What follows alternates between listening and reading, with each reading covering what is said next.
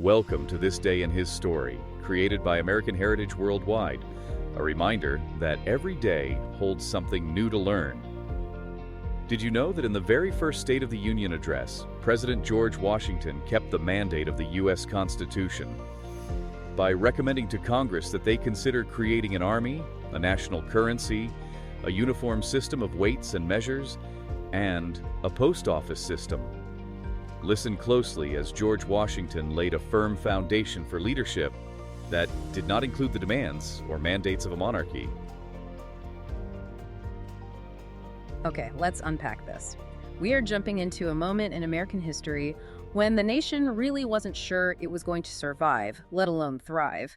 Today's deep dive is into, well, what might be the ultimate foundational document that shaped American governance, George Washington's very first State of the Union address. Yeah, and it's critical to remember that at this time, the office of the president was completely undefined. I mean, it's so easy for us to look back on it as this established institution, but nothing was established in 1790. So our mission really is to understand how Washington balanced this monumental need for strong, unifying leadership with the intense, ever-present fear of monarchy. That fear was fresh in the minds of every single American citizen. That is the core tension, isn't it? How do you lead a brand new one without looking like the king you just fought a revolution against? We're not just looking at a speech here. This is a conscious, deliberate act of institutional design. And the source material really shows us that Washington understood this tension perfectly. He had to use absolute restraint and cooperation in everything he did to start building what he famously called the edifice of public happiness. And crucially, he knew that edifice couldn't be built on force or divine right. It had to be built upon the people's affections and their trust. That phrase, edifice of public happiness, that really sets the stage. Let's start with the logistics. When we talk about the first State of the Union, we need to pinpoint the exact moment this precedent was set. Okay, so the address was delivered on January 8th, 1790, and the setting was Federal Hall in New York City, which was, the temporary seat of the government at the time. Right. And that date and that place, they basically cemented a political interpretation of a very terse constitutional phrase. That's a great way to put it. This wasn't just Washington deciding to check in with Congress when he felt like it. The Constitution explicitly mandates this interaction. But listen to how vague the mandate actually is.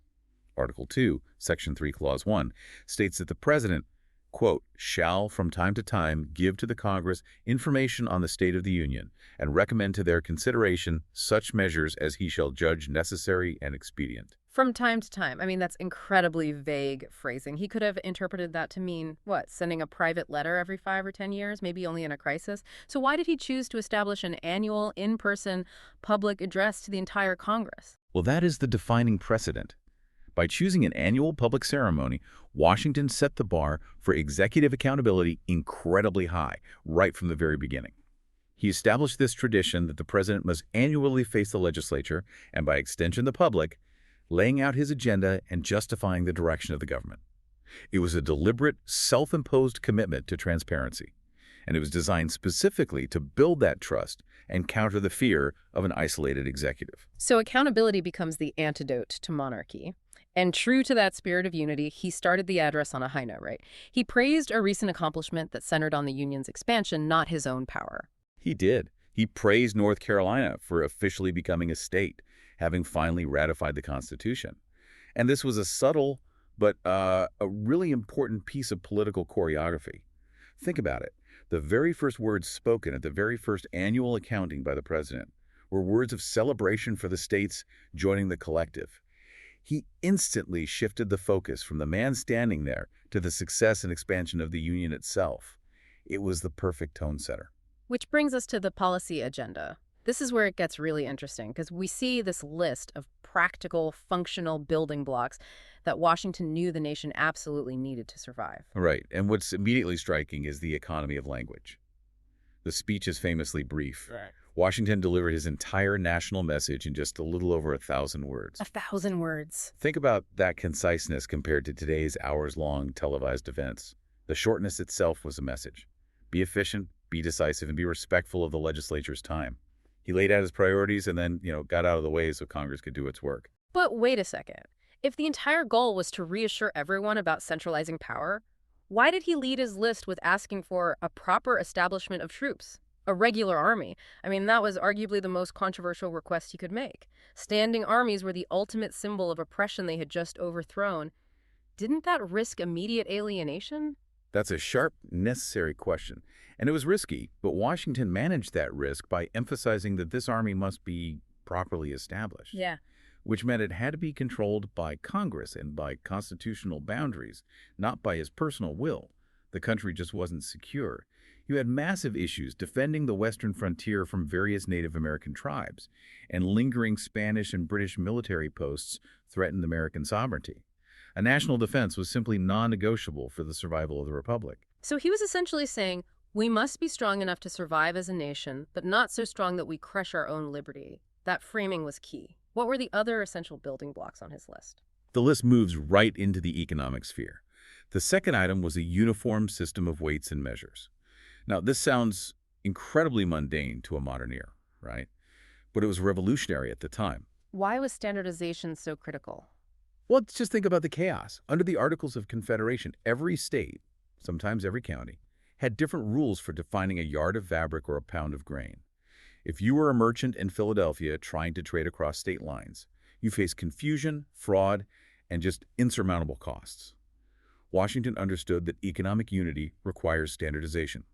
That single request was a demand for internal stability and the creation of a truly unified national market. So it wasn't about lofty ideals at this point. It was about ensuring two apples weigh the same amount whether you bought them in Boston or Charleston. Standardization facilitates trust, which facilitates commerce, and that's the real engine of nation building. Exactly.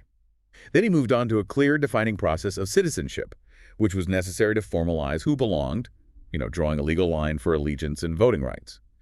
And finally, the fourth major item was a broad encouragement for the advancement of agriculture, commerce, and manufactures by all proper means.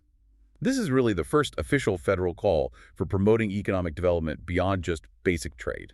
So that list, military security, uniform trade, defining the population, and economic growth, it perfectly encapsulated the bare necessities of a modern state. And the genius of the list is what he left out. He didn't demand foreign military aid or vast infrastructure spending or new sweeping federal taxes. He asked for the bare, non-controversial essentials required for the Union to simply function as a single, cohesive entity. He was gently guiding Congress toward tangible stability, things like a national currency and a post office system measures that demonstrated competency without demanding personal fealty. Okay, so this policy discussion leads us right into the grand strategic challenge, that delicate task of precedent. Washington was using the content and the restraint of his speech to define the legitimate boundaries of the office he held. And that's because everything he did was under a microscope, intense scrutiny. His every action was defining the presidency for the nation. It wasn't just about policy, it was about presentation.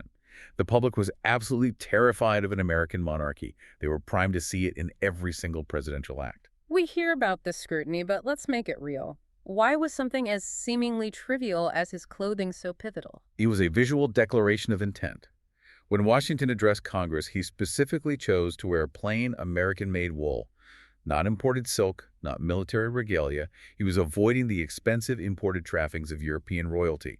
This signaled that his office was functional and Republican serving the people, not ruling over them. Every choice was about defining the dignity appropriate to a republic. So the office was defined by the limitations the man placed upon himself. You can really feel the crushing weight of that responsibility in his own reflections. He articulated his challenge perfectly. This quote summarizes his entire governing philosophy at the time. He wrote, "I have no conception of a more delicate task than that which is imposed by the Constitution on the executive.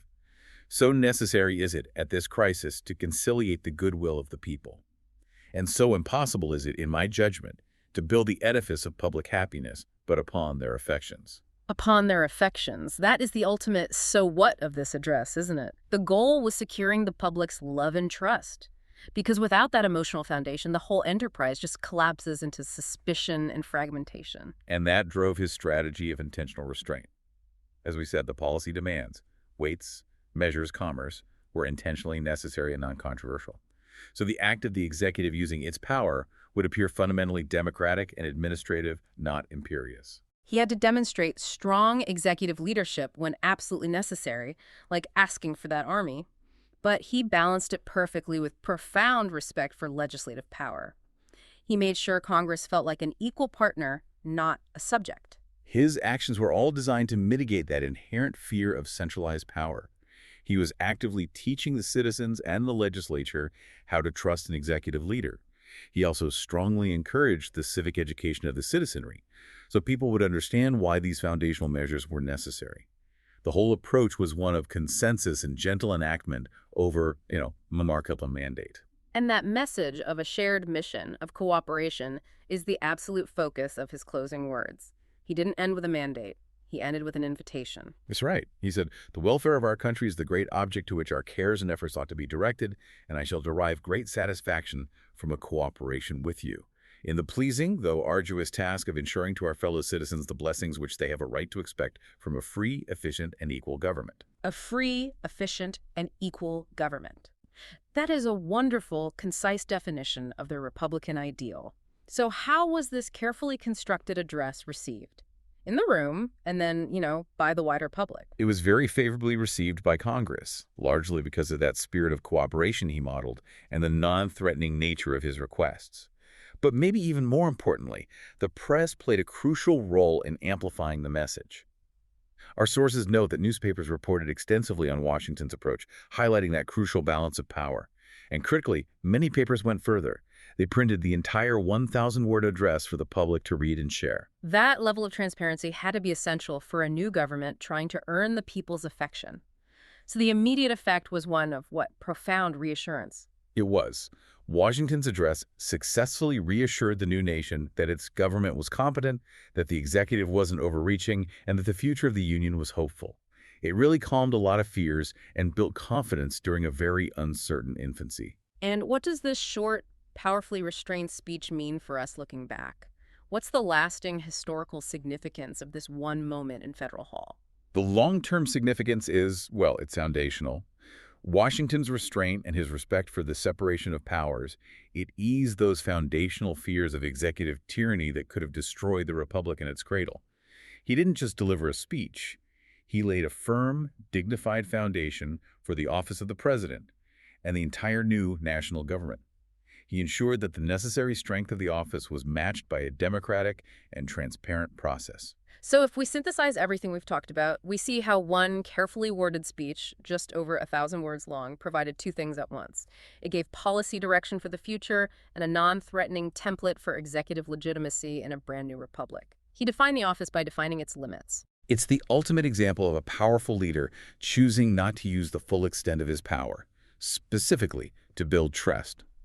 And this leaves us with a provocative thought that comes directly from the tensions Washington was managing. Given that Washington stated he wanted to build the edifice of public happiness upon their affections, how did the public reading of the entire address in the newspapers, distributed far and wide, amplify his effort to ensure the government remained efficient and equal? Thank you for joining us for this day in his story. May the lessons of yesterday inspire you to see God's hand today and to play your part in his story now. For more faith-based learning, visit ahsworldwide.org, the homeschool for faith and family.